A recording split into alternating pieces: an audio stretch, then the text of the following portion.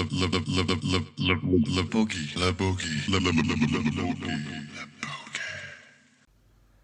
podcast listeners, this is your host Josh Kirkman, happily announcing a new episode today, a follow-up with Mitch Rawlins in his van, north of the border, for me at least. This chat took place towards the middle of the year, when there was a bit more movement available between the states here in Australia, but a good one, a very long one, hour and a half of topics ranging from, you know, how he manages out at Snapper Rocks, a discussion around the Ben Severson board sale that took place at the time, and a few other things that might get people talking. In addition to that, I'm really happy to announce, or to kind of put out there to you all, that the Found Future Waves experience is now live for you to book. It's a pretty cool concept that Mitch has come up with for a big couple of days down at the Melbourne Wave Pool. You're going to get a board, a hat, shirt, leash, hours and hours and hours of time in the Urban Surf Pool with the Found Boards team, which happens to include myself, but it also does include Mitch Rawlins, Jake Stone, and Harley Board. Going to have Todd Barnes and Phil Gallagher there too to document everything for you. There's 51 tickets each day. So if you want to do something pretty radical, learn from one of the very best riders who have ever jumped on a boogie board, then make sure you book your ticket now. I will put a link to that product category on the Found Boards website into the show notes for this episode. But you know where to find it. Go to the Found website and book your spot, because this thing's filling up fast and it's going to be a bloody good time. Enough of that. Let's hear from the man himself, Mitch Rawlins, part 2. Yeah, Mitch, I'm always right. Hey, welcome to another The Boogie podcast with Mitch Rawlins. We're sitting in his van here at Tullabudra. Came up here for a visit. Helped just move a bunch of boxes in a storage shed. You always make me work when I come up here. Yeah, gotta get you to work, don't I? How's things? Good, busy. It's been a good run, a little wave, so I don't know, Josh. You asked me to do a second podcast with you. That's not true. Let's talk about the waves. You've been getting a lot of Snapper Rocks recently, and over the last couple of years, there's been a lot of content from you out there. How are you managing to get so many good waves in a wave that's notoriously crowded with the best surfers in the world? How do you do it? I reckon it's more so the attitude going out there, knowing that you're going to get dropped in on. Right. A lot. And then you just got to be, the good thing about, don't want to give all my secrets away. You need to give a couple for a podcast to be interesting, though.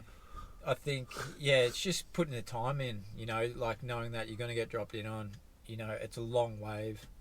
You spend, you can't go out there in half an hour and expect to get, a full surf. You got to go out there when it is pumping. You got to be out there from, for hours to get your fix. And then it's knowing the lineup, knowing who's out there. It'd be, a lot like Pipe or any local lineup where, the guys that, there's this, certain types of guys. One, that they're the best, so they always seem to be on the best waves. Two, they're big. No, they're big. You don't want to stuff around with those guys. And three, the guys that, are just trying to get waves in between those two guys, two types of surfers. And it's just putting in the time. There's no other way around it. Like, you're going to get burnt. Even if you're on a surfboard, you're going to get burnt. So it's like, it's you know, it's probably a little bit easier to burn a bodyboarder than it is to burn a surfer, but they all do it to everyone, so it's not a. It's just the most crowded lineup in the world. You can't get a more crowded lineup. It's I don't impossible. think so. I mean, yeah. I haven't seen it, and yeah, you got to pick your days. Like I don't go out there when it's really fat and full, and you just got to pick your times for when it's good on a bodyboard. But it seems like, from my experience when I went out there with you, you are a part of that top pack. Like, it's fair to say that you paddling out, Mick Fanning starts to yell out to you, "Hey Mitch, what's going on?" Like, you have a respect out there, and like you have your position in that lineup. There's no doubt about it. Or I just know them from growing up and surfing so much. So, yeah. And a few of them I lived with for a long period of time. And then even the older guys before Mick, and the guys like Bruce Lee and that, they were my team managers for Billabong when they worked there. So, they were the kind of the heavier guys that kind of ruled the lineup then. And, I got along really well with him. So that, all those little things help. Yeah. So,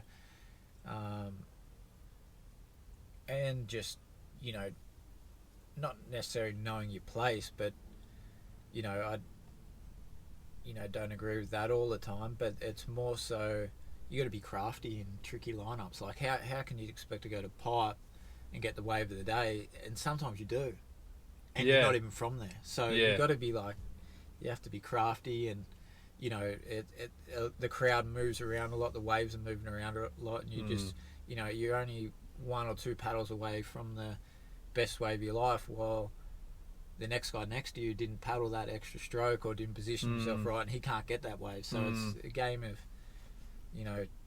little game of inches and feet and knowledge.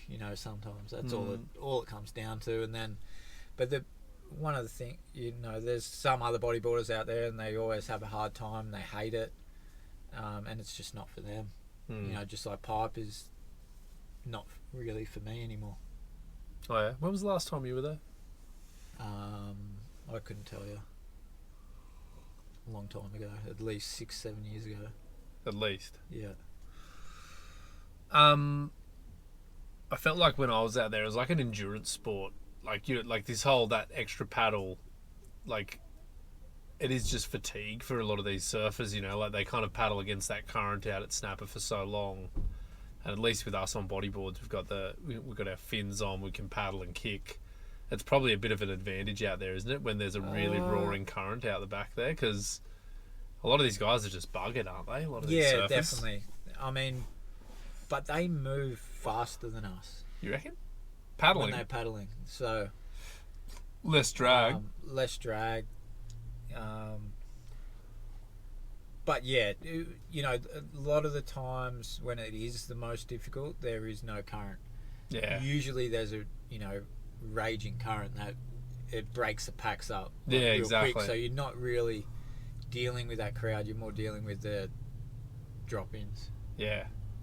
And it's funny, you'd probably say, like, at least from what I saw, all of the pros and all of the good guys are on the peak, and there's a nice community kind of out on the behind the rocket snapper, and you're amongst that. You've got the respect of all those guys, but the drop-in doesn't happen there. It happens down 40 metres later when you're about to exit the best barrel of your life, and some arsehole burns you because they just either want to or they don't think you're going to make the barrel. What do you think the attitude is there on that end of the line? Because they're not the pro guys. They're just kind of... It depends on the person. Like, sometimes they're just arrogant.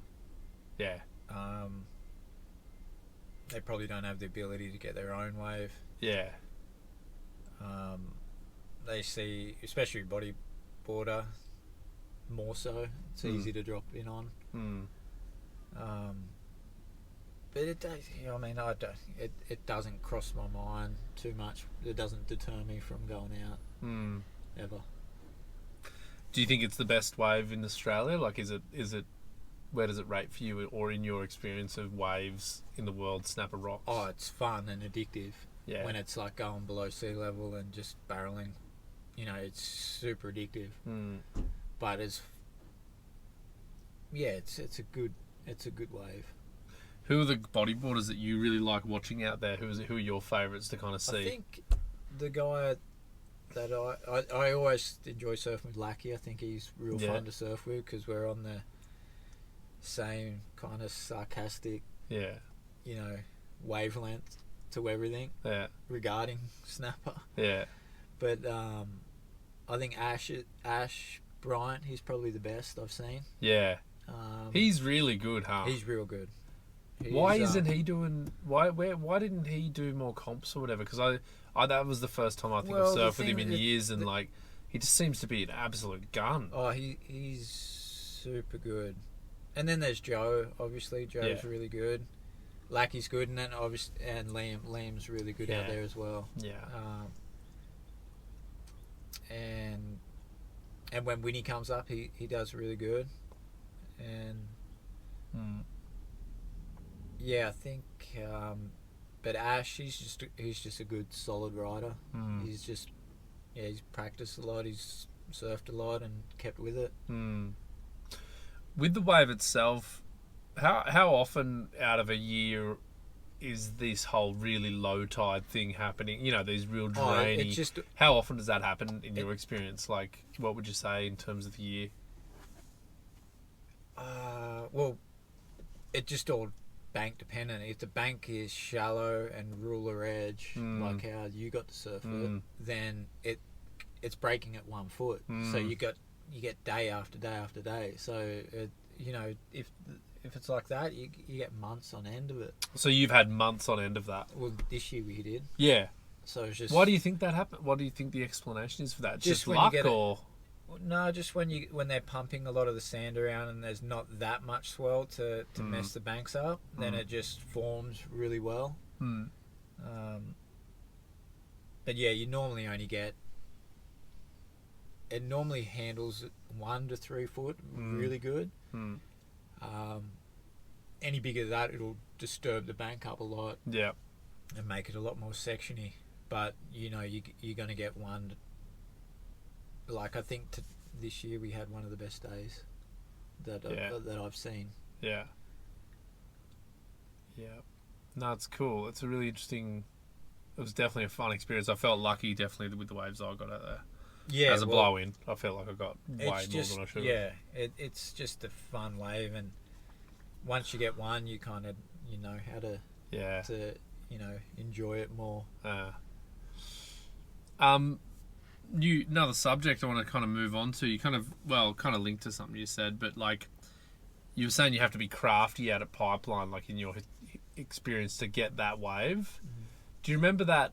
That big air forward you did when everything kind of blew up for you.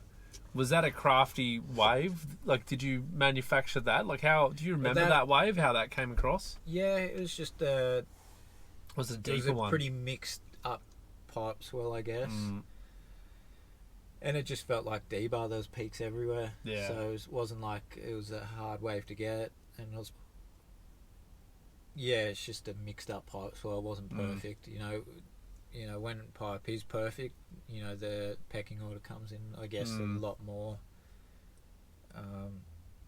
Well, not even pecking order. You just get what you can. Yeah. You're not. There is, other than for the Hawaiian guys, there's no one else is getting them really. Do you remember, like, of all the years, you said it's not for you now, but in all of your history, I mean, how many seasons did you go to Hawaii? 10, maybe. 10, probably back to back too, huh? Yeah.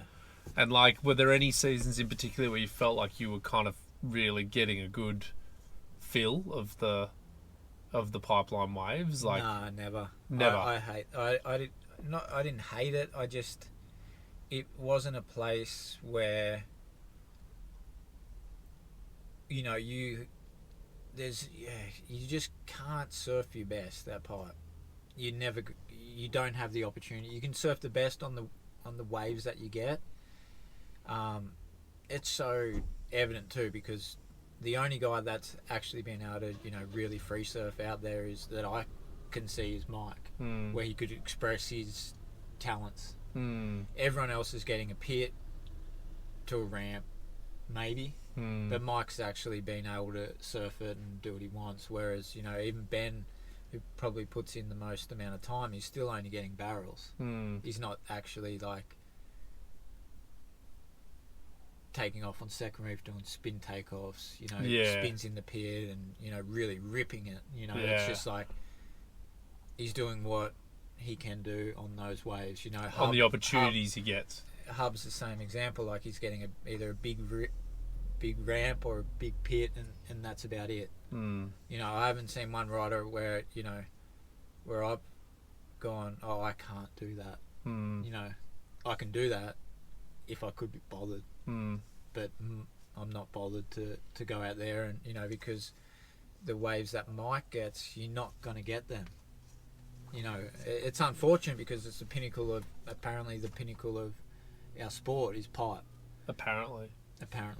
Why do you say that? Well, it's a wave where every other wave's measured from.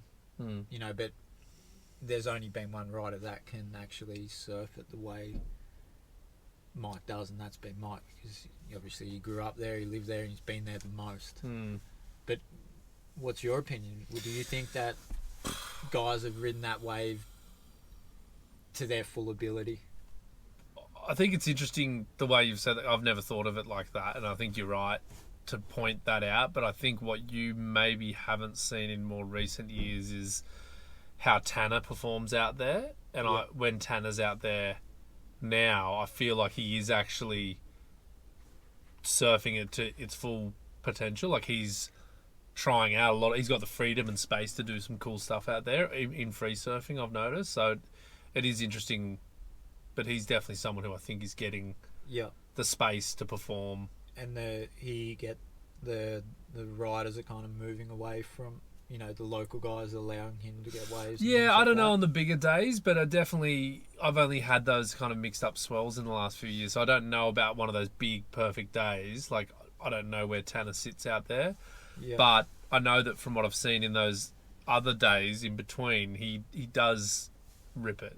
He is. Oh no, people, for what they've been given, killing it.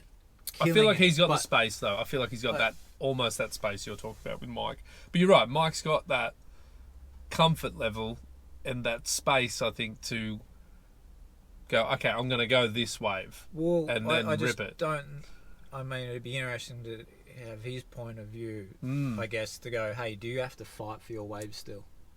Yeah, I don't think he does from at least watching him. The difference is that, obviously you got to fight and be in position and, get that, but if he is in position, is somebody going to drop in on him? No. Does he have that thought that somebody's going to drop in on him?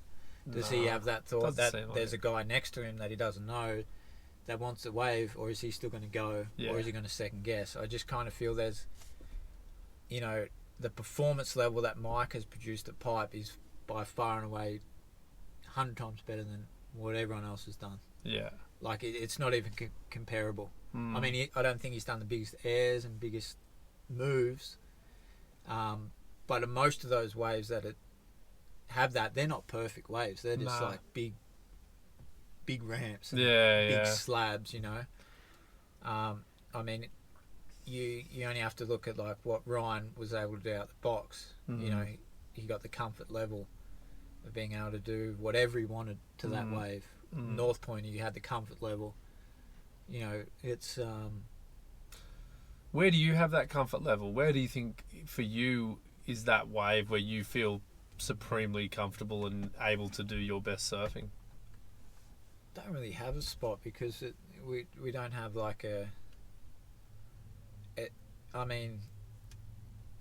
or in your years, has there ever been a spot where you were like, I'm feeling really in tune with this wave and I can do what I want on it? I think point breaks for me is where I've always feel like I can do, I can get into rhythm a lot. And then in Canaries, I feel like I got a good relationship with all those waves. That's just from putting the time in there. Just putting the time, and they're just really well suited. But I guess yeah, just probably those spots, like even a Maury would, I'm feel just really thinking, comfortable there yeah. now. That's what I'm thinking with he's another example, isn't he, of a guy that's got that mastery over a wave. Yeah, and that comes with, that place being predominantly bodyboarders. Yeah. So, yeah, it's a tricky one because, yeah, probably most bodyboarders are just kind of, very good to, they're good enough to surf a majority of waves around the world and feel comfortable. Yeah. But, there's some people that, the Ryan, the Box and North Point and a few other, probably everywhere, Ryan. But pipe was different. It's a different kind of a wave where in comparison to snapper, there's a heavy focus on it. Yeah, exactly.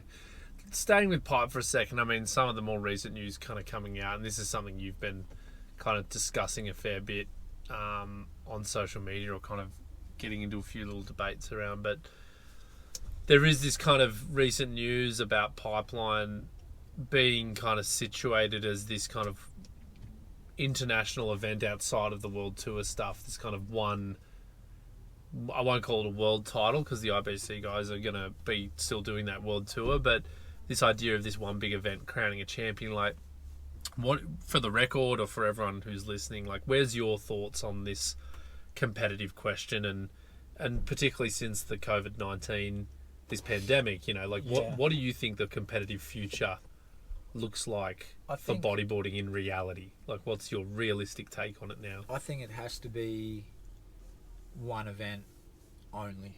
Yeah. It cannot stretch past that. Like, not now. It didn't work in the past. Even in those IBA days, though, when you were doing the tour? It's all well and good for those guys to put on those events, and it's, great, but for the vast majority of riders, they spent all of their own money, whereas, like, say, from a judge's point of view, they're paid to go there and judge. Yeah, but you're saying even on those IBA, like the golden era of the modern bodyboarding age, which you'd say is that little moment, was it like 2011 till 2013 when there was a bit of money, the IBA? I think was that still even a stretch? Like, how many of how many of the riders could actually afford to do that tour then? Like, I think in 1 year, I might have got maybe third or something like that. Overall. And I won the box, got third in Mexico or something. Third. Yeah. Puerto Rico, quarters, things like that. I'm not too sure, but, I spent more money than I won. Still, even with good results and finishing third. So still. Wow. I don't know. It was. I had a fairly decent year. So it was never. You could never. You relied on your sponsorship money. Yeah. I even see it now. Like, they talk about a lot of these top riders still now, which, and they're top riders, obviously, but they're still dragging. I kind of feel they're dragging the rest of it astray, because the tour astray, because there's only maybe 5 to 10 guys, you can correct me if I'm wrong, that follow the whole tour all year to go to every event, or is there more? Probably a touch more, but I think, like, how many of those can truly afford to do it is the question. Okay, and then there's how many can truly afford to do it. Yeah. But then there's how many of those, if there's more than 10, if say there's 20 riders that do every event. Yeah. How many of those riders can win the world title? Oh, yeah. Well, it's down what do you think? Oh, what do you mean? Can in terms of the points, or can in terms of their ability? Ability. Oh, I'm a bit of a fan of any dog can really have their day, but I'd take say that away from it and just go, and based off records. Yeah, I think you can see that there's probably 5 to 8 who are 5 who are guaranteed to be kind of in the top bubble. That's what I would think. Yeah, and then there's 8 who you'd say I wouldn't write off that 8th person as being able to have a couple of good wins. Like, but I mean, you get wild card moments like Sammy Moratino in 2019. Yep. Out of nowhere. Yep. Became a full-on world title contender until the very last event. Yeah, but and that was out of nowhere. So you got these outliers that, like, he really just something clicked for him that year, and he deserved all of the glory. If he had won the world title, it was completely justified. Yep. But it was definitely the year before he wasn't in that bubble. Yeah. So yeah, but I'd say there's probably 8 or 5 definites, and then a few others who you wouldn't discount. Yeah. So my kind of thinking on that is, like, if there's only realistically between 0 to 10 riders that can win a world title, why are we creating a world tour to cater for 0 to 10 riders around the world that can actually, talent-wise, financially, that they can chase it, and creating such a mess for 5 riders that more. I'm going to say 5. I think it's 5. That's your call. I reckon there's definitely up to 10. Like Louis finished. Right now. Yeah, Louis finished 10th, and I wouldn't write him off as someone who, if everything clicked for him in a year, he could win a world title. Those guys, they have the talent and the skills to win a title, not in a competition though. Not the way the judges judge. Oh yeah. I've got probably, from my looking at it from the outside right now, is the people that follow to the judging criteria to a T, and that's Pierre. That's, I think Tristan's unbelievably got the world title, but he probably doesn't follow it as much as what those other guys do. Yeah. Maybe, I don't know. Ian follows it. Yeah, they know how to know how to compete for sure. Yep. Amori when he's doing it. I just think that they're creating a huge.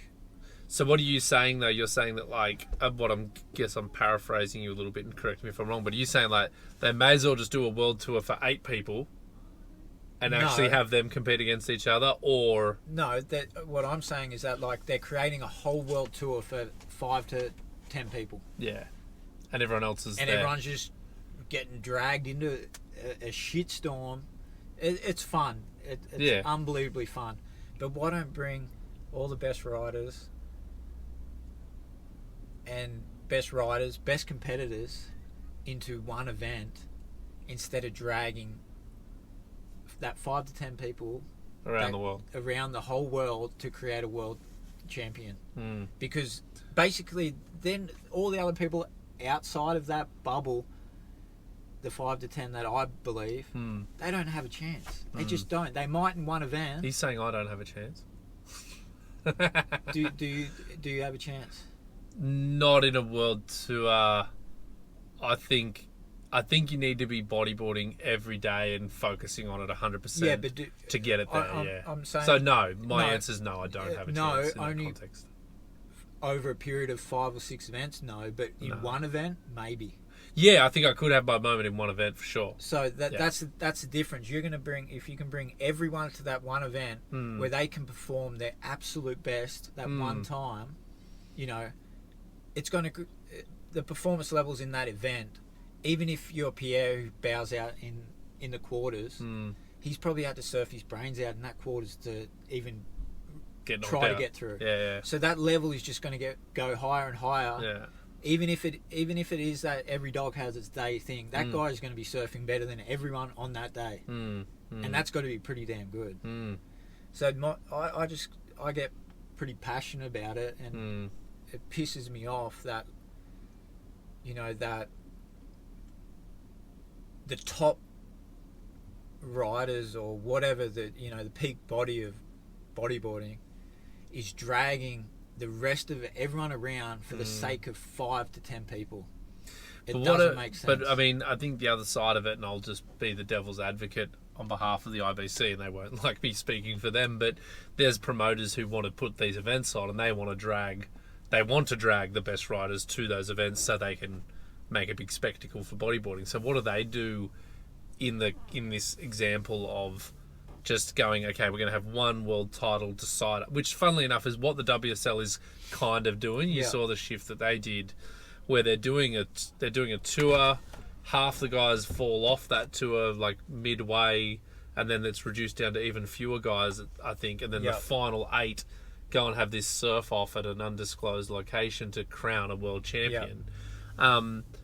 They're kind of they're doing what we're almost talking about here. Like what is it that what do these promoters do that have these other events around the world? Like what are they meant to do with these events, in your opinion? In my opinion, is that why are they doing it? What's their motivation? Probably money. What, like, who's, the promoters, do they make money or something? So you're talking? I'd assume they do. Okay, well... Or you'd hope they would. I think the easiest way to answer is, like, no one is watching except bodyboarders. Okay. Like, we're not a sport where the outside public, they're not taking notice. Anyone but bodyboarding, like surfers, even surfers, do not take notice. They're not taking notice of us. So why do we need to drag everyone around, like I said, 5 to 10 people to watch them win a world title when no one's watching us except us? So why do we need to be this look legitimate to everyone else when no one's watching us? Like no one is knocking on our door going, hey, we see what you're doing, we're going to be a blanket sponsor for the tour this year. I don't think anyone's capable of even putting a proposal together to get a blanket sponsor right now. So my thing is that, like, okay, these guys want to do these, bring a big spectacle, and it is nice to do all those things. You want to do those things, make it look great, but no one. I just kind of feel no one's watching us. So why do we need to impress anyone when we can do it ourselves and impress ourselves? And you think that having this one big event, and look, this is like, within the context, Mike Stewart, who has the permit for Pipeline in 2021, is talking about, and I'm working with him on this, to make a big event at Pipeline to attract everyone to that one event. Now, is that in line with what you think is the best way forward? I think it should be roaming. I'd like to see it roaming. Too. Like, I think Pipe can definitely... All these events can happen around the world, but one event needs to be like, okay, this year we got a chance to go to Fronton and make that the world title event. Yeah. Pipe's still going to happen. Yeah. Eureka's still going to happen if you want to go there. All these events are going to happen, but make it so, like, you're not just involving 5 to 10 people that can win this world title, which probably comes down to 3 to 5 when we're seriously going to, when we're going to be, what's the last 5 world title champions? They're all bloody South Africans. Tristan, Jared, Ian, so, I mean, Pierre. I don't know. Pierre, then Jared. I just feel like, imagine if you can, like, a week or 2 week long event, even at Fronton. I love the Canaries. You do? I just love it. Yeah. And I think everyone does. Oh yeah, I love it too. It's an amazing way. So, and imagine a 2 week long party. Yeah, I'm a fan. I'm a fan. And I just feel that, like, you will see the best performances we've ever seen. And then once that builds and you get a good product, maybe someone will look in eventually, maybe. But we don't need people to look in. Well, I just look at football as my example when I have this same discussion. Like, I just look at the World Cup of football, soccer for other nationalities, and they wait 4 years to crown a world champion team every 4 years, and that's the biggest sport on the planet. Yeah. And they don't even do it every year. No. And yet we, as a very small niche sport, and most of the mainstream would barely even recognise it as a thing, we have a world tour, and we insist on this idea of this world tour, which is way too expensive, completely cost prohibitive, yet we can't see that football, which is a huge sport, actually waits 4 years to crown a world champion. They could do a world Cup every year in football. They really could. They could have qualification in the early part of the year and then a world championship at the end, and it would sell out every year. Yeah. And I mean, and they don't even do that. So it's like, I don't understand. And look, I think the guys that have won the world titles of the last few years that I've been involved are legitimate world champions, but I also recognise that, you know, like, I know there's a lot of guys who, those kind of lower end riders on the tour, who are happy to not see the best guys there. Like, I know some guys are happy to not see Amori turn up to an event, whereas I want Amori at the event. Yeah. Like, I want the heat. I want a heat with him. Like, I want to get beaten by him or get one up on him.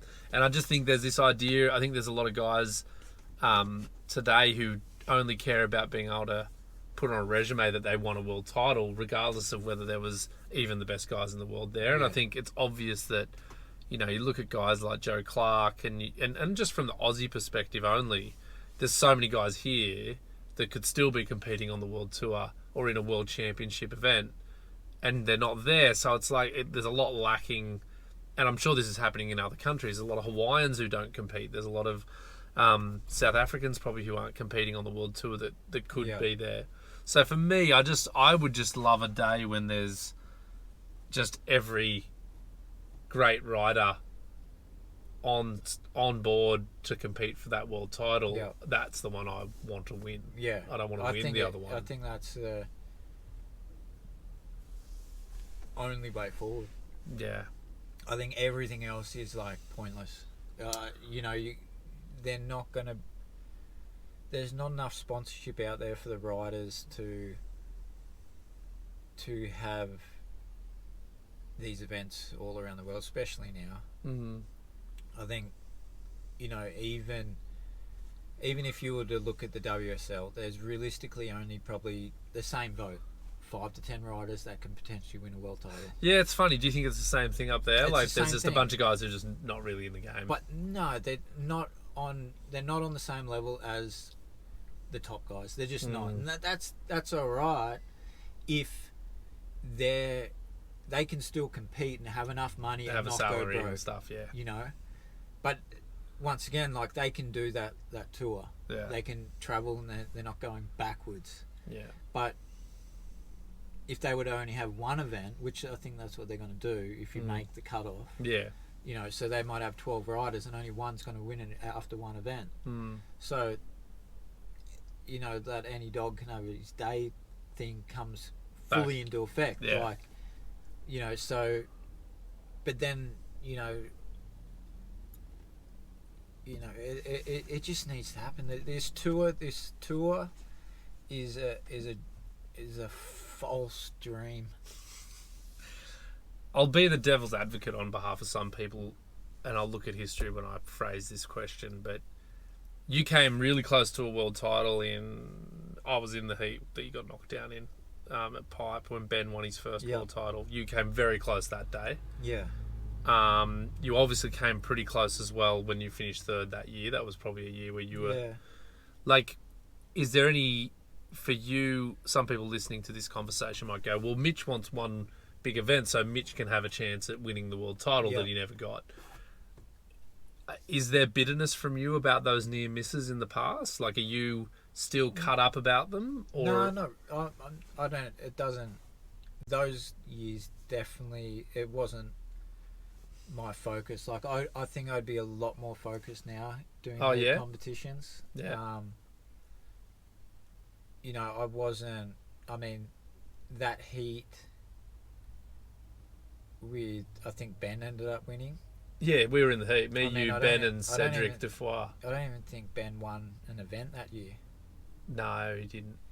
And, I mean, it just wasn't like I had... Like I think that year you know, I was younger, I had a girlfriend at the time Yeah. over there, and Yeah. I wasn't surfing. Like, it just wasn't something, like, I wasn't as focused as, like, someone like, you know, Pierre and all these other riders. I just wasn't there. Like, I wasn't, you know, doing heat drills. Like, when Kingy won, he was doing heat drill after heat drill after heat drill. I never did that, you know, so I can't go, oh, I should have won this, I should have won, because I didn't put in the time like those world champions did. I just never did. But then again, like, those guys didn't produce 4 films. They didn't get, you know, they weren't on every single photo shoot opportunity. You know, like, I was everywhere. Like, they were just competing. You know, they didn't do all these free surfing trips. They weren't going different places. So, you know, my chance to win it there, you know, I didn't put myself in the best possible chance to win it. I think you kind of got that win at Maui, and you kind of suddenly became, like, you suddenly elevated yourself to a contender. Yeah. I don't know and I think that's maybe an interesting thing. Like, it wasn't like we were all, because I think I remember, like, we weren't all like going to Hawaii knowing who was in the world title race. Yeah. We were going there for 2 more events, and Maui was first and then Pipe was second. Yeah. So then it kind of became apparent in Hawaii who were the contenders and who weren't. Yeah. And so, so it's kind of interesting because, you were suddenly, I think you were coming first on the rankings going into Pipe after Maui. So it was only like 2 weeks earlier where you jumped into first place. And I think, like, then if you didn't, because I think there was only 3 events that year. There would have been 4. Maybe 4. Shark Island, Sintra, Maui, Pipe. I think. I'm not sure. I think there was only 3. Oh, really? But, you know, it wasn't like, if you didn't win the first event, like, I know I wasn't looking going, okay, I didn't win this, I got to win this one and win these points. Like, you just, even now, like, if you don't win the first event, it's like you're not assured of that next event if it's going to happen. Yeah. So it's like, fuck, like, am I going to focus? Like, a lot of those guys do, those top 3 to 5, but, you know, there definitely is, like, if there was one event that could crown a world champion, I would make myself in peak physical performance, mental performance, to perform the best I can in that one event. I don't see myself chasing into a round. So for me, 100% one event would be, and I think that would be the same, even though Jeff's been world champion 6-7 times, whatever. He has been 5, I think. 5.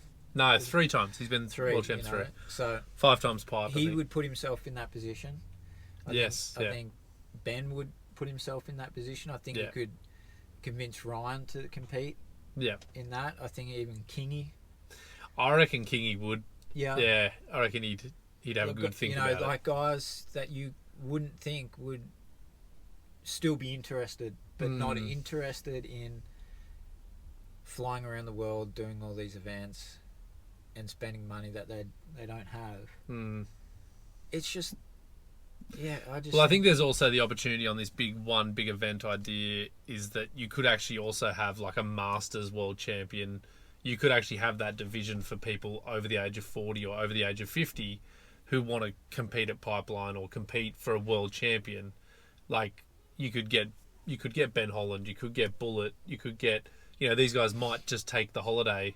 Like Matt Riley, for example. Yeah. You can't tell me he wouldn't pack, like, okay, we're going to go to Hawaii for 3 weeks. Yeah. Like, he would do that. I imagine that Matt Riley would totally do that. And it'd be amazing to see. Like, and then that wouldn't, and then maybe other guys from other countries would definitely look at that and go, you know, I want to be there. And, like, for me, that's really where it's at. And I think that the industry, because no one's looking at us. You like to repeat this one? Because nobody's looking at us. No one's looking at us except us. Yeah. So we're just looking in the mirror. So everyone in the industry that is part of bodyboarding, you know, helps put this event on. Whether it's $1,000 US per person, per company. Yeah. What can hurt there? You know, like, I don't understand. Like, I mean, I've thought about it, and obviously everyone has different business models and different plans, and that causes bitterness in the industry. I think, and resentment and all these different things. But still providing for that peak event in the year is still a good thing to do, no matter what someone else is doing down the line. All chipping in. Just I mean, and that would create enough money to run these events the way they need to be run. My theory also is that if you had one big event that was marketed on all sides, you could actually attract a big sponsor to that, because it would attract way more interest, even just within bodyboarding. I think you'd have like a really big focus on it. But no, I just wanted to get you on the record about that question, because it is something that's coming up, but I mean, I don't want to put words in your mouth, but now that this pandemic has come along, that just completely destroys the world tour, in your opinion too, doesn't it? Well, look at this year. It's not happening, yeah. And yeah, it's created more uncertainty, I guess, for how they're going to pull it off. Yeah, and like moving people around the world I just can't get over that a world tour is centered around 0 to 10 people.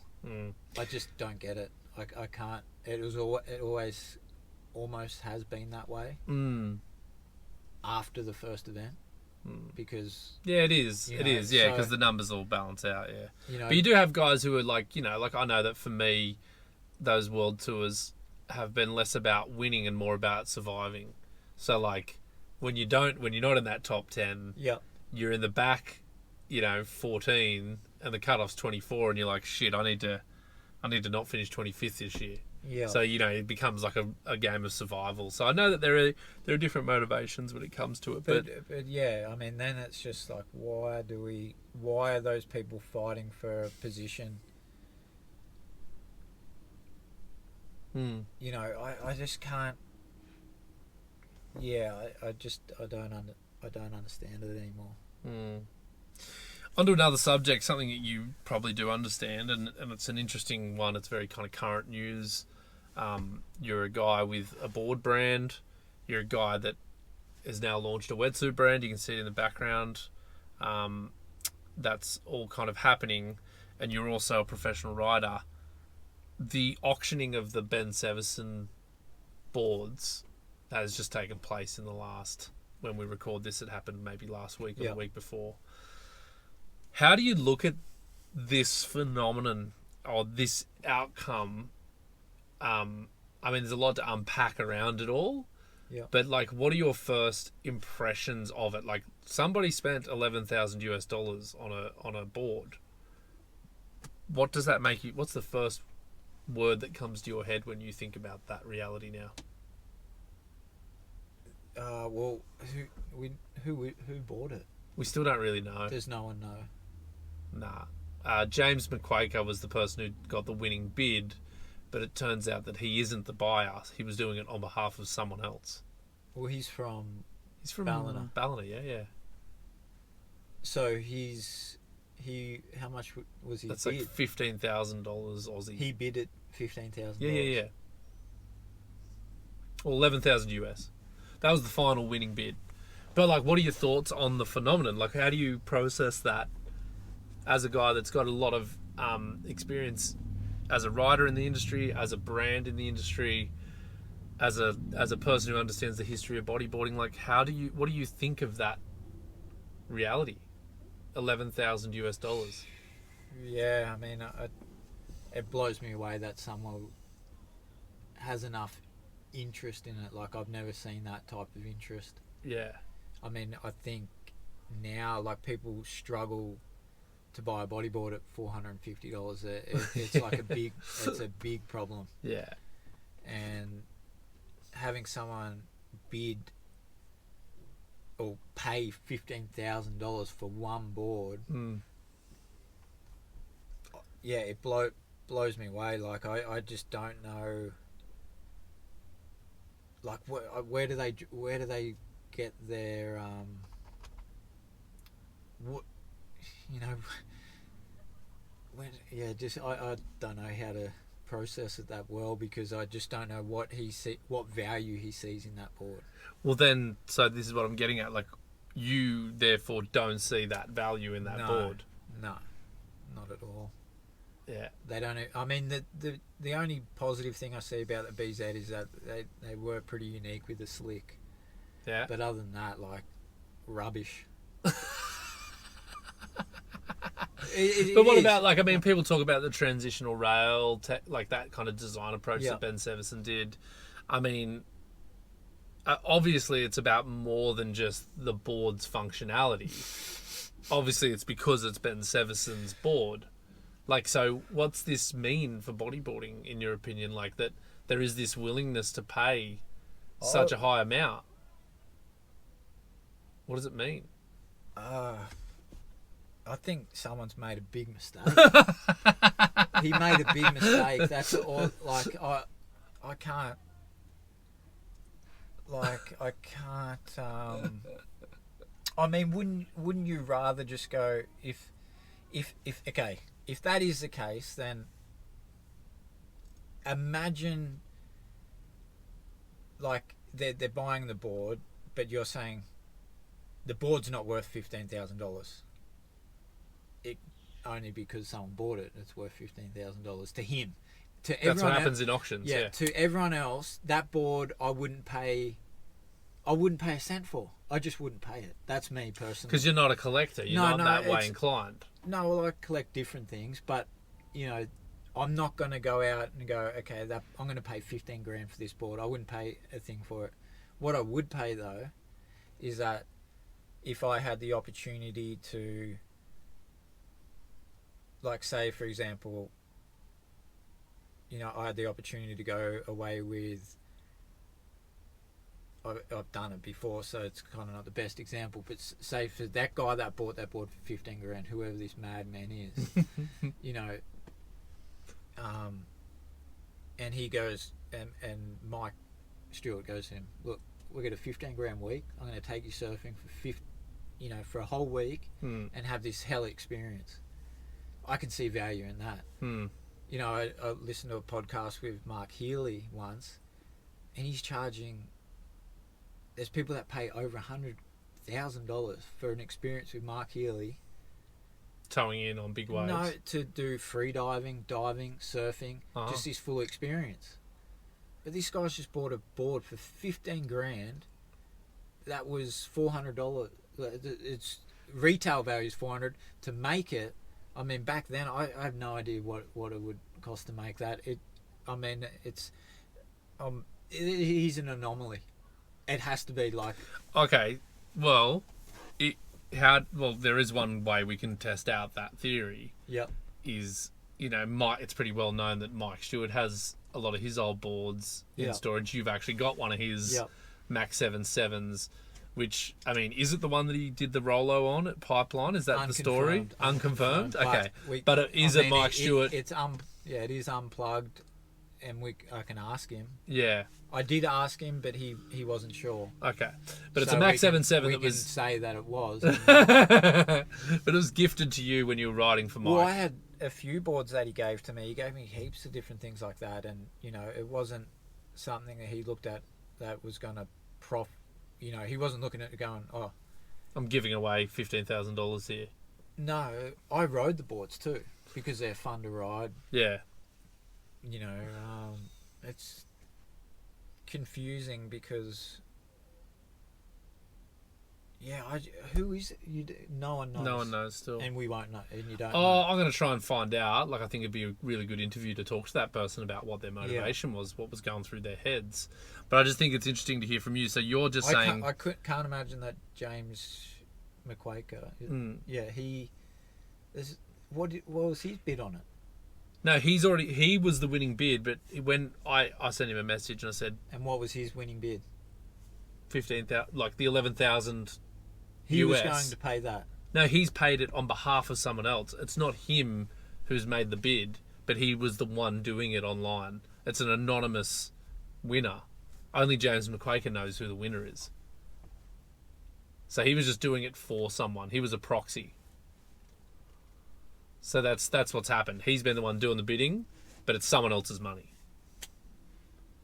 So we're yet to know the identity of this. It mightn't even be true. Or somebody's paid the money. How do you know? Well, that's the deal. I don't know. We'll know. Yeah. But I just think it's an interesting thing that, like, for me, it's both. Well, Mike should put up his boards and see what he can. Well, that's get. how we'll know if Yeah. it's an anomaly or not. And I mean, but then let's assume that there is this market for these boards and there is this collectible desire. What does that mean for the sport? And how do you, like, in terms of growing the sport? Like, because to me, it just means that this sport is screwed. Because it means everybody cares about a bygone era and these idols of their youth Yeah. from the boom days of bodyboarding. Yeah. There's a huge appetite for more of them. But the guys today who, like, are trying to come up today, there's zero chance for them to actually build a real career. The only way I can see, like, the question I ask myself is, how do you connect the fervor for that nostalgia with the necessity of growing a sport today? And that is, you auction off these boards and fund the sport of today with the proceeds. You don't pocket them. Which I don't know if Ben Severson had a great financial need. Of course, it's his prerogative. They're his boards. He can sell them for whatever he wants. But, you know, my own opinion on it is, well, shit, there was a good opportunity to fund bodyboarding, to actually use, to leverage this VBC crowd who clearly have money, they've got jobs, they've got income, and it's been really hard to activate them to grow the sport. To me, there's a connection point there between the two that could be used. But, you know, at the end of the day, they're his boards, just like these are your boards. Yeah. You can sell them for what you want. But that's where my mind goes. Like, how could that have been used to actually grow the sport? Maybe Ben's thinking about donating a bunch of money to some events. I don't know what his motivation is. But I think it's interesting. Like, it's definitely something that, if it's real, it's a huge opportunity if it's pointed in the right direction. I don't think it's real. You don't think it's real. So what you would gamble that if Mike was to do the same thing, do you think there won't be the same response? Do you think this was just a one-off madness? It's hard to say. I think A pandemic I think driven madness. Yeah, I think if they did get that, which I think it's unlikely. I don't believe it now. The more I think about it. Okay. But if Mike cannot get triple that, then that's like there's an imbalance. Yeah, well, that's the other question, right? Like, so if Mike Stewart does it, everyone would expect that his boards would be worth way more than Ben Severson's. Well, you look at the career he's had. I don't know Ben that well. I know that he grew up in a time when bodyboarding was at its peak. But Mike's gone every single generation. Yeah, he transcends. And kept going. Yeah. He is in tune with what Tanner McDaniel's doing. Yeah. You know, from my perspective. So you'd be expecting, if Mike was to auction off, you know, any board, you'd expect 3 times more. It'd have to. So that means that, like, by that logic, if it was like the, you know, maybe it's the first board Mike won a world title on, more a classic, not really necessarily rideable, but definitely something you put on your wall, you're saying that would be $30,000 in a bidding war. It'd have to be. Yeah. Really interesting. I mean, what's your... I mean, you mentioned... I think you already mentioned on Instagram that you were up for auctioning off your one from Mike and just putting it towards the pipe comp. That's like a legit offer? Yeah. Okay. So I did that, but there's no real response. Well, I think it needs to be packaged up more. I think people just need to understand it and see it and, you know, have a look. But that's a real thing. It's Mike Stewart's board. Yeah, but you've got it, and you're willing to put that out there. Even before this, like, I spoke to Mike, and because of all the I think it was in Kiama, and he goes, "You're welcome to sell it." Mm. So even that James McQuager who collects them, Mm. he didn't buy that board. He Mm. didn't want to buy it. Mm. That Mike Stewart board. What, did he know that you had it? He knew I had it. Ah. People have seen it. Mm. People, even Mitch Hall, he borrowed one I had of Mike's, and that got stolen. He left it in the car park. So Did he really? someone's got that Fucking board. hell. That was a really fun board to ride. Yeah, right. But the yeah, I can't. Do you believe it? It happened. It Like, happened. you but know, like, and as I said, my only reservation about it is, I've got, like, ethical considerations. Like, you know, I guess for me, I'll just say what I really think. I think that it's really vexing for me, because I've got a lot of respect for Ben Severson and his contribution to the sport. Like, he definitely is one of the icons of the sport. He definitely played a huge role in being a role model to so many people over the years. Yeah. Also, someone who really drove design. I think he did a lot of good design stuff. In saying that, when I started moving through bodyboarding, and you were in exactly the same time, Ben was gone out of the sport. Yeah, there wasn't anything really from him. It was only Mike was still there, and there was a few other riders, but for the most part, he wasn't in the sport anymore. Well, he was doing BSD for a while there. When I was at Grom, maybe it was late 90s when he did Ben Severson designs, and those boards kind of did blow up for a while there, and it was cool to see him take control of a brand and all that. And they were very different boards. Yeah. Like, they were very, very unique. Yeah. But yeah, but I think he's probably, maybe a Hawaiian person might say that he was more involved in Hawaii. Yeah, it's Hawaii. But, like, internationally for sure. But I was going to say, like, for me, it's just, maybe it's because I'm a bit of a lefty who sees a problem and who wants to share the love. For me, I would have felt way more comfortable with this auction if a good chunk of it was going towards developing grassroots bodyboarding in Hawaii, or if it was funding the pipeline competition, or you know what I mean. I just feel that'd be awesome if you can leverage those types of boards. Well, it's 30,000. It's estimated to be about huge amount of money. You know, yeah, it's like 20 grand, 20,000 US. What's that? I think that's how much was my estimation. Is it must have been around over 20,000 US dollars. It was 15 Australian. No, total, all the boards. Oh, you got from Ben Severson's a quiver. few boards. Yeah. Okay. So like, it's actually quite a lot of money. Yeah. So. Yeah, you'd have to think that. Mike would you'd have to test it out, I guess, like to see who. Yeah, how many people were bidding on it? Heaps.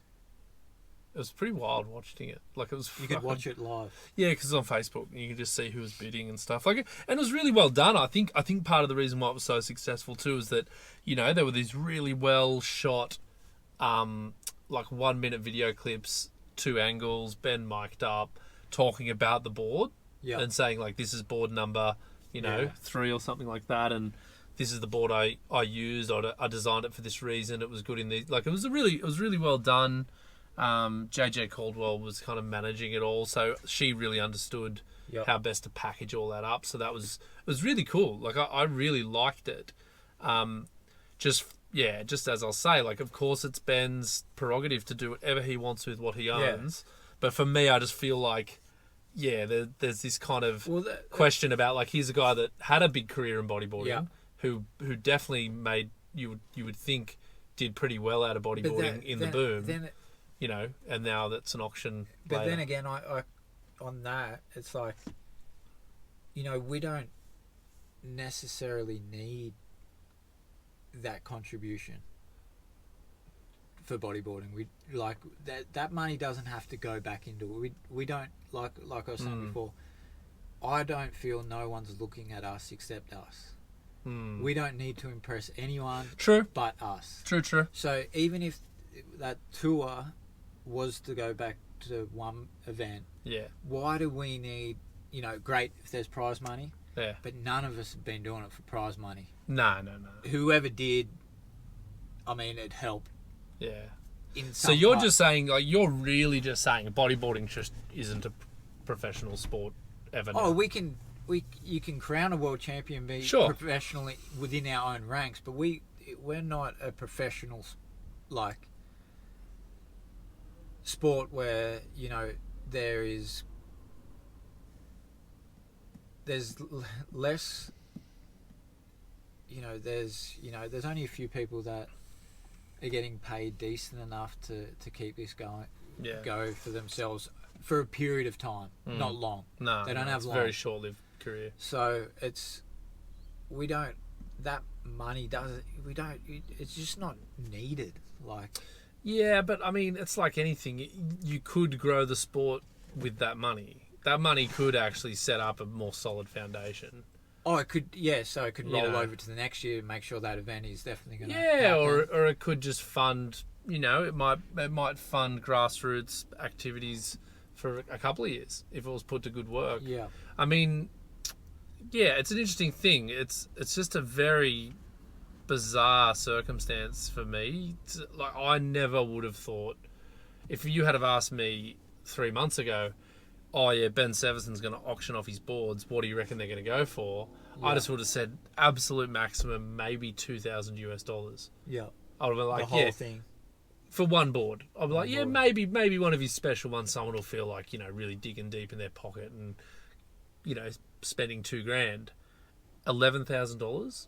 Absolutely Yeah, no yeah. way. There's just, it blows my mind that was even, that, I agree with you. The value of that board and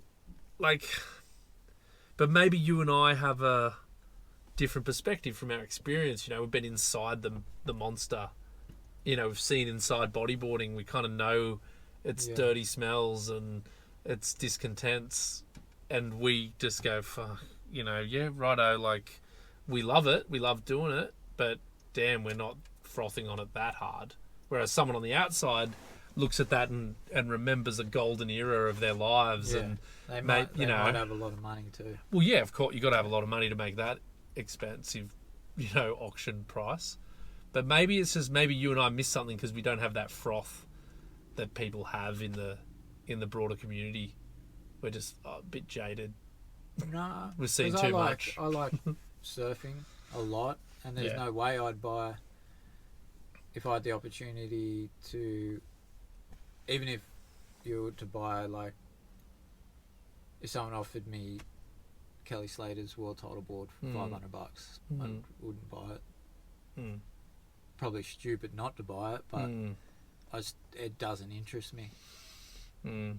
And I, even if it was, the only reason that you'd buy that board Mm. at 500 is that you could. There's probably Sell it. someone else who could sell it. That's why. But if you'd have to make sure you have another buyer. Like, that guy's Yeah. buying to keep. Yeah, you'd think so. Yeah, they're not He's not buying to sell. resell. them. Well, maybe No he one's thinks. coming to buy. Maybe he thinks in 10 years' time it'll be worth double. It's an investment. What do you think on that? I don't know, but I'm open to anything. Like, I mean, I do not Yeah. know, but for me, I just think there's this beautiful opportunity to build a sustainable funding model. I think that there is a sustainable funding model of the legends of the sport who already made decent money as professional riders. Yeah. I think that there's an opportunity for them to do a final legacy kind of gift to the sport Yeah. and help it back off its knees and onto its feet. Yeah. As long as. Yeah. So I think there's an opportunity there for They sure. just need. I think a good opportunity is for the APB to take back the direction of the sport. Yeah, I don't think that's going to happen at the moment. Well, the APB still exists. I think it's going through a new iteration where it'll be more focused on the promotion of bodyboarding and how best to just keep it moving forward with industry. Whereas I think the IBC is definitely going to be focusing on this world tour idea and this competition idea, and that's fine. They're the promoters of those World events. Tour is in like more events. Yeah, but like those, it's basically comprising the promoters are basically formed their own union. But yeah, That's what it is. I mean, the IBC. so they're set on having events all around the world again. Yeah, they are. But Yeah. I don't know enough. I was the riders rep for a while, and I didn't agree with a few people at the IBC, and had probably too many arguments with them, and resigned. Yeah. And now Amori manages that relationship. I stepped aside, and I was too it's painful. pretty. But I'm working on pipeline with Mike. It's concerning to me that they're going to. I don't know how they can possibly think they're going to pull it off. I don't know either, but we'll see what they're thinking. I think Fronton will happen this year, but it won't be. It's not going to count towards any title, but it will happen. I'm as an also event. that their thinking is that we need to have a world tour and travel around. A lot of riders still think that. You've read that article. Yeah. You know, it's still this underlying idea that there should be a world tour. I don't agree with it one bit. I agree with you on the one world championship idea, but there are riders. The majority of the riders that finished in the top 24 or the top 32 even in the APB in 2019, I know this for a fact, most of them agree that they want at least 3 events around the world, and they want to do it, even though for the majority of them it will mean financial ruin. Yeah. But they're young enough to not care too. I think that's the other factor. Like, you're 37, are ya? Yeah. I'm 36. We have a different view of life at this age, and we have different priorities that we. I think even. But a 20-year-old like I think Tristan they can burn their cash for a year. They don't care. Yeah, that's You know. fine, but it's not conducive to where the sport needs to be I agree. in 10 years' time. I agree. Um, I just imagine the lifespans of the riders will get shorter and shorter on tour. well, you do what all it's going to do. The level of performance in competition is no different. It's probably worse than it was 10 years ago. That's your call. That is You really think that? 100%. Okay. You have a look at the level of what for technical ability, look at what Kingy and Leicester did 10 years ago, 12 years ago, 15 years ago. I don't see one rider doing that right now. They do backflips, they do ARSs, and that's it to get through heats. Oh God, there's some sound bites now coming out of you, mate. You're really unimpressed. I'm impressed by what they do, but that's all they're being scored on. Have a look at that double forward Kingy does in the barrel at King Island. Yeah. Name one other rider that's done that. I tried the other day, but I failed. How did you get the full spin? But no, I know what you mean. There's a technical level there that doesn't exist in competition today. I think the closest rider that I've seen there's a couple of riders that come to mind that have that in them and think that way. Yeah. Okay, put it this way. If we went back to Chopu now, right now, as it is, do you think Ian Campbell could surf as good as what Ryan did in that Tahiti Skins event? Give me the answer right now. I actually think he could. Yes. I do. Doing that spin in the barrel on an 8-foot pit. I reckon it'd be a big call, but I reckon if he's now. But I think you got to remember that heat was really special, and Ryan was really special too. Okay, if I wouldn't compare them. You can't compare it. But what about this? That was how long ago was that? 20 years ago. 20 years ago. Yeah. And we're asking, and you were like, I don't know. Yeah, I know. It's 20 years. 20 years ago. Come on. What were we meant to do? Okay, so why?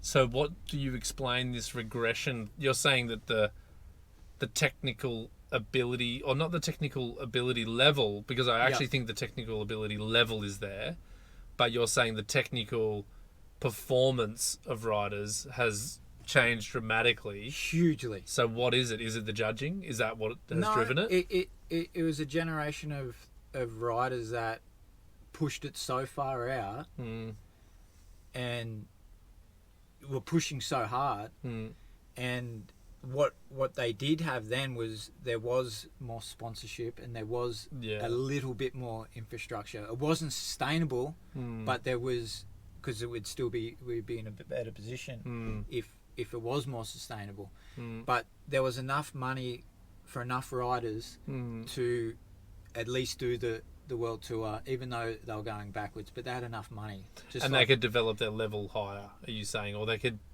What are you saying though with the technical that was ability? 20 years ago. That level of riding then is still on par with what is happening today. Like, put it this way, I'm 37. Okay, there should be guys that are 20 surfing remarkably better than, you know, guys my age that grew up with me. Remarkably better. You know, even if you look in surfing, like, you know, there's the top guys, but you look at like what that Felipe can do, what Gabrielle can do. You know, they're doing stuff that Mick Fanning can't do. They're doing stuff that Kelly Slater. Kelly Slater. You know, they transform.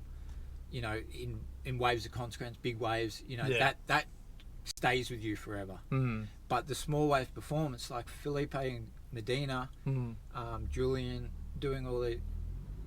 I think you could say that Tanner definitely is one rider who I think technical Tanner, performance is but taking you it could beyond. say, you know, but Pierre 10 years ago was still doing that. True. Jeff Hubbard 10 years ago, 15 year ago was doing that. Already what Tanner Eppo does was doing ARSs 30 years ago. You know, he was doing a lot of them too. So then so your explanation of this is, what is your explanation? My explanation is that by having this world tour that's dragging these people around the world, is pulling the performance down. If you got every single rider now to go to that one event, the level of performance would get raised and raised. Because right now they're only competing against 0 to 10 in what you said. You know, probably 5 people that can win the world title that are really pushing it. You know, which is sad because like there should be 20 people really pushing it. There could be more. I don't know. I just kind of feel like there's no one on the tour right now that could do what Ryan did in that event. No one. There still hasn't. Otherwise, they'd be doing it in free surfs. The level that Kingy produced in the Shark Island, that big event. I mean, where have you seen a level like that? Oh, I think there's glimpses of it, but I mean, I know what you're saying. I think I'm not singling people out. No. I'm just I know saying that. The performance hasn't. I think there's a safety mechanism. I think what I interpret what you're saying is there's definitely some go-to maneuvers that get you the score, and therefore riders, because they want to make sure they win the heat, they do their go-to maneuvers. So Tristan will do 2 backflips in a heat, and he'll most likely win the heat. And he will stick with that formula because it will keep on winning him heats. Whereas, I mean, back in the day, Kingy was shit house at backflips. Couldn't do them. Hated them, right? So he had to do a different type of riding. So he was doing spins in the pocket. No, but he learned how to do them again. But he did. I know. Every minute of it. But that, the thing that what would be interesting is that obviously backflips are a performance move, but they've been around for a long time. Yeah, they've been flogged to death. And what would happen if you took away backflips out of competition? I'd love to see that. But what type of surfing would be done? Well, would it be worthwhile? I think it would be. Yeah. I think it would be. And then if that's the case, it would be, if you took away that move, you know, you'd really have to think a lot about what you're going to do. You know, like, what am I going to do now? Instead of like going, I have to do 2 backflips on one wave to make it. You know, it's just well, I'd like to see it restricted. I'd just like to say, like, in a judging format, I'd love to see a format where it says you can only do 1 backflip in this heat. And your second one will get 0. and therefore, or your best backflip will be scored, your others will be zeros, and we'll continue zeroing out the other backflips. And I'd like to see. Well, I think that's the how pool concept. The pool concept would do it for sure. But I just find it interesting. Like if riders are really honest with themselves, and go, oh yeah, the level has been pushed every single year. Yeah. I don't think it has. I think that if you went back from the 2018 world title to 2019 world title, and you got every one of those scores at every different location that they went to, they would be very similar in waves ridden. I think the one thing I would say that did strike me coming back into bodyboarding after being there with you back in the early 2000s was the riders today will hit massive sections and like really throw their bodies into the fucking like stuff that I've seen Diego Cabrera do in Canaries, like backflips that are just like into the flats on the left at Fronton, and stuff that Moz and Pierre and Ian would do. Like he did one of the biggest backflips I've ever seen at the right at Arica. Like that stuff is mind blowing, and I don't think that was happening when we were originally on the tour. I just think it was a different style of riding. I just think honestly there was just a different style, and there was this, and it was defined by Ryan and Kingy and Lester, and those guys really dominated what was good back then. Yeah, I don't know. I think in the competition, that guys have been going hard for a long time. Yeah, Tamago obviously has always gone hard, so I wouldn't take that away from him. But Eppo was doing massive airs. Jake Stone was doing huge backflips. Okay, like it hasn't been a point in time where guys weren't going big. I just don't. Yeah. Maybe I wasn't paying attention. You can't. I just think the performance level hasn't. It should have bypassed a lot of riders already. It should have. Like there's a few that,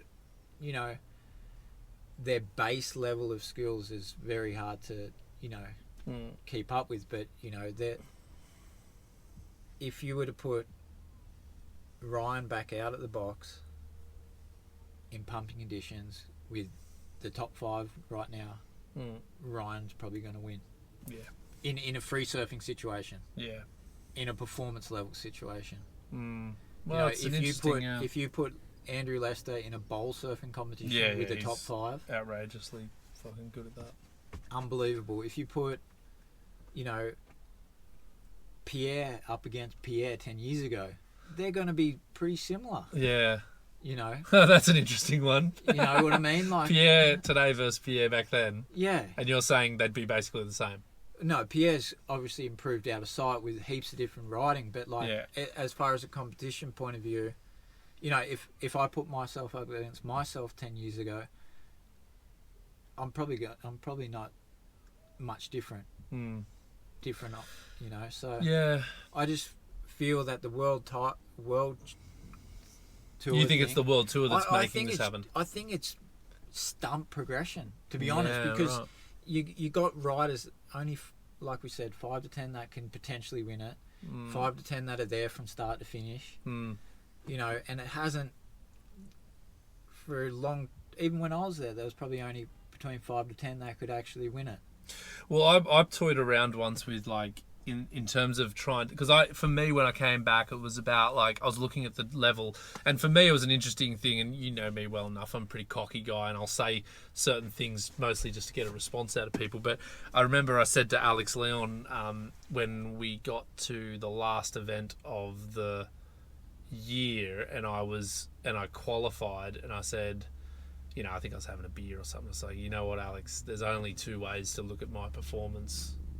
Coming back after 10 years, I said, either I'm one of the best bodyboarders ever, or these guys aren't very good. Like it's one or the other. And his response was, or you're lucky. And like, but you know what I mean? I'd say that we are looking through our own lens too much. We're not very good. We're not. That's. I mean, we're good for what we know, Yeah. I mean, But I'm talking more about the performance level, because for me, being out of it for 10 years and being able to get those results and being able to get back up in that kind of bubble of top 20 guys in the world, it makes zero sense to me. Like, I shouldn't be there because I know that... Probably not. No. Like, it should be much beyond me. It should be way beyond me. It should be beyond you. Like, yeah. like even, you know, for me, like, when I put in heavy waves and good waves, like, I feel like I'm going pretty hard, but only hard enough to be better than that next best guy. Yeah. And so, like, you know, our performance levels aren't getting pushed enough. Yeah, so in order We're going hard, but they're not pushed enough. But in order to get that level higher, for me, it came down to one thing, like, because I kind of basically did the numbers like, okay, most guys will get 2 6s in a heat or 2 7s, and they're going to make the heat. Yeah. So they'll play a certain safety level every time, and there's no push to perform to a high level. And then it dawned on me, I was like, okay, imagine if instead of just rewarding points at an event for whoever won the event, imagine if you got bonus points for every 10-point ride you could get. So even if you don't win the event, you may still be building a lot of points towards a world title. Yeah. And this was within a world tour structure. So, like, maybe I didn't win the event, but I got 3 10-point rides. Yeah. Because I did a spin in the barrel at Eureka on a 8-foot left, and you know, like, those points could actually raise the level on the individual level.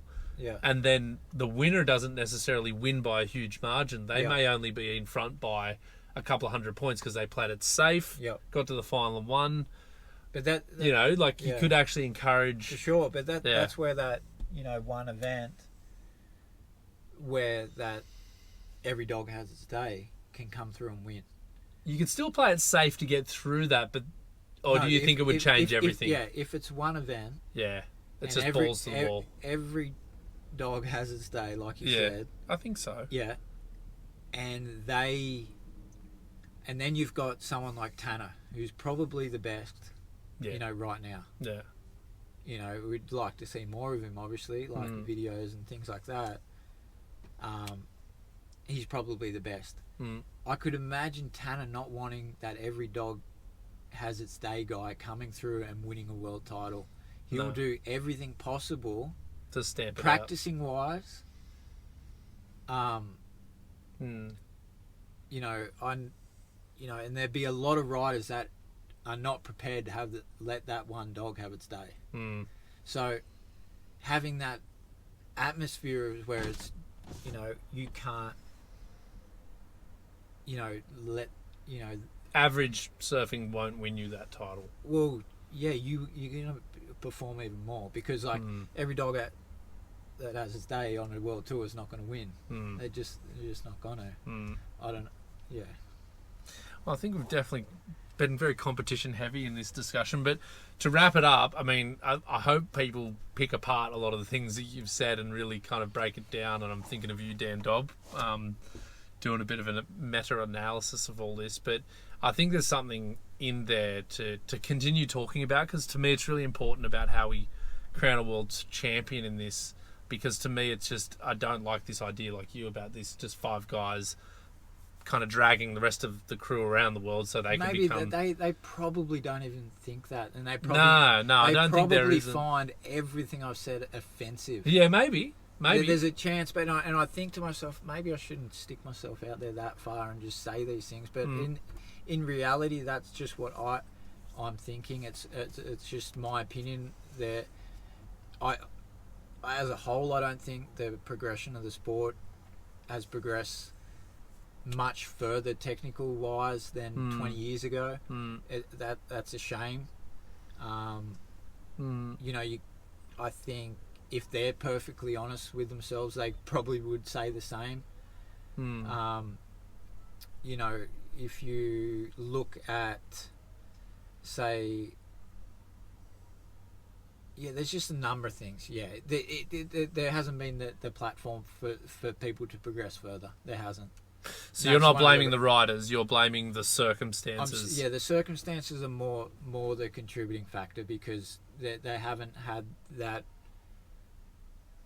You know, if you're being pushed by 100 riders versus 5, you know, it's going to be a lot different outcome. Like our generation, there was probably 50 riders. Yeah, I'd say so for sure. It was bloody competitive back then. It was super competitive. Like, plus we still had Mike and Tamiga at the top. Maybe someone you should interview next is someone from that is in that top 5, and really grill them on what they think how was our performance 20 years ago? How was our performance 10 years ago? Look, don't tell me how to do my job. Yeah, ask Pierre, like, what does he think? Yeah. Like, how much... I don't tell you how to make boards. I'm saying, I'm just telling. I'm joking. No, but it's a good point. I think it's a worthwhile discussion, because I think, as I've mentioned in this podcast, like, I'm actively a proponent of this one world title idea, because I think it's the right thing for the right time. So I'm definitely pushing that agenda. But it's good to get your opinion on it as well, and share that with the masses and get their feedback. You know, that would be great to hear from people about. But yeah, coming back to the here and now, just to wrap things up, you know, like what does your year look like now with the COVID situation? Like, what are your boards looking like? You're still a board kind of company. You're still doing a lot of things. Like, what can people expect from you in the next few months? Because I won't probably do another podcast with you for a little while. I'm just my whole focus now is to produce the best quality boards I can at the most affordable price. My whole motto now is to build a board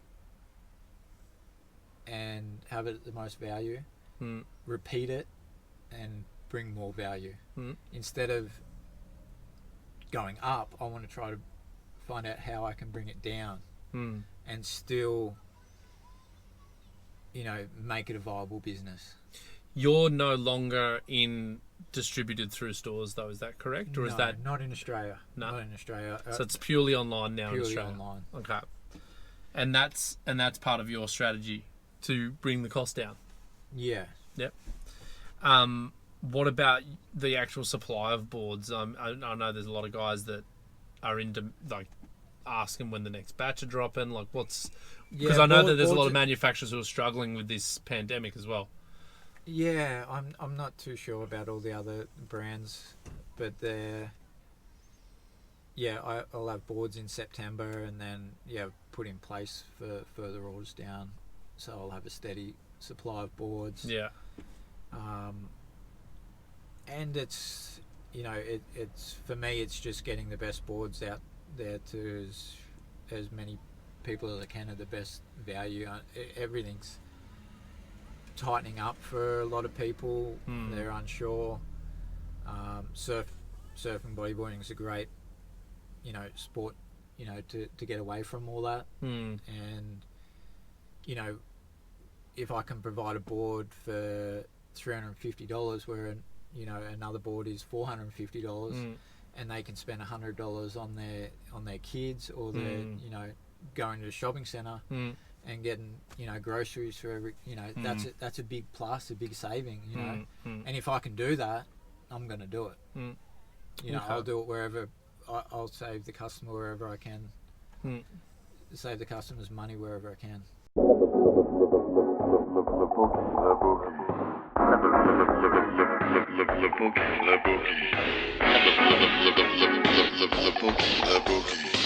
Boogie.